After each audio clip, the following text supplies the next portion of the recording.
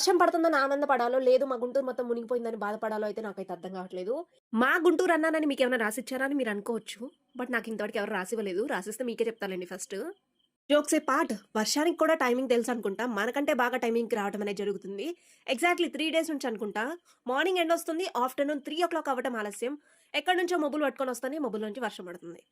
అసలు ఈ థియరీ ఏంటో నాకు అర్థం కాలేదు. మార్నింగ్ మొత్తం ఎండ రావడం ఏంటో, ఎగ్జాక్ట్‌లీ 3:00కి వర్షం పడటం ఏంటో అయితే నాకు అర్థం కాలేదు.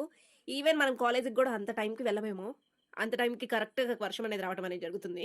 ఇంకా ఈ వర్షం కారణాన మన గుంటూరులో కూడా బీచ్ రావటం అనేది జరిగింది.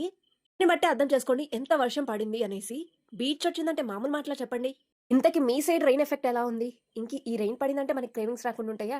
ఫస్ట్ అయితే పానీపూరి తిన్నాను. అండ్ నెక్స్ట్ వేడి వేడి చికెన్ కర్రీ విత్ వైట్ రైస్‌తో ఫినిష్ అనేది చేశాను నా డిన్నర్ అయితే. ఈ వర్షం పడితే మీకు ఎలాంటి క్రేవింగ్స్ వస్తాయి? కింద కామెంట్ అనేది చేయండి. వీడియో గనుక మీకు నచ్చినట్లయితే please do like, share and subscribe to my channel. Insta అయితే ఫాలో.